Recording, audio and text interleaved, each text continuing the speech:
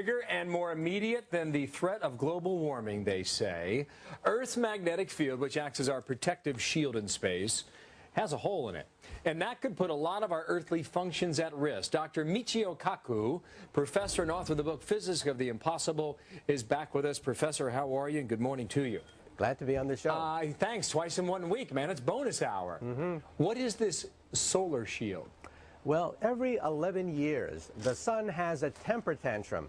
It releases a shock wave, a tsunami of radiation that could wipe out communication, weather satellites, GPS, spy satellites, you name it. It's up there in outer space. So you're saying that my BlackBerry won't work?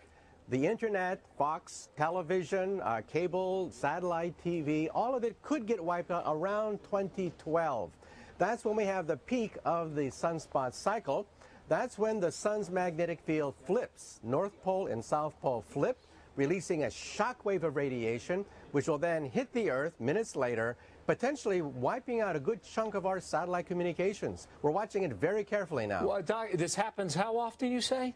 Every 11 years. Well, However, why an 11-year cycle? It takes 11 years for the magnetic field of the sun to build up enough intensity to begin the flip process, because it slowly revolves in a circle. It's like winding up the windings of a clock. If you wind up the mainspring of a clock too much, it boing, comes out of control. Same thing with the sun's magnetic field.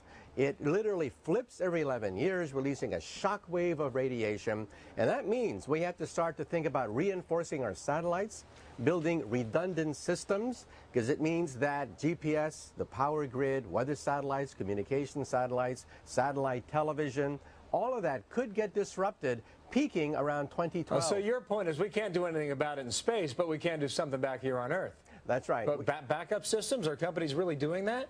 Well, they're going to have to do it because, see, we scientists made a mistake. We thought that the next cycle was going to be quiet. Well, some of our data was off by a factor of 20, and that's why we're issuing this alert now. We made a mistake. The next cycle, peaking around 2012, will be much more serious than we previously thought. Now, in the past, we dodged the bullet because we didn't have that many satellites up there 11, 22 years ago. Back in 1990, we didn't have that many space satellites. Well, that makes sense to me. But, you know, I'm listening to you talk, I'm thinking, why 2K? I'm thinking it's just a tactic that put a lot of fear in a lot of people. It may have gotten us ready, but there was really no danger in the end. Well, let's hope that it's a dud. Let's hope that nothing happens. However, what if? What if our communication systems are wiped out? Billions of economic activity could be jeopardized. Do you think anyone's taking this seriously? I think we're going to have to. The physicists are now sounding the alert. We made the mistake. We made the wrong projection. The next solar cycle will be more intense than previously thought. And an ounce of prevention is worth a pound of cure. Now's the time to begin to create redundant systems, reinforce our satellites, build backup systems. All right. Michio Kaku, the word is out. You know, if you render my BlackBerry useless, that's okay. I mean, you're allowed. Do that for a while, then we'll bring it back. Thank you, Doctor. Nice to know.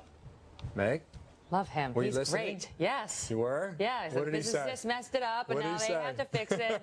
And he talked about the Department of Redundancy Department. Right. It's on magnetic fields, polar opposites, we got to fix sun, it down Earth, here. right? When's it going to happen? 11 years apart. 2012 is the next one. Okay. So the last one was minor. So the scientists are to blame for that because they underestimated the power. And they think this time it could be the big one. I think he is the most understandable physicist I've ever had the pleasure of listening to. Am I wrong? Do you guys love him? I think we should make him a Fox News contributor. I've just decided it. Well, the final chapter may now have been written in the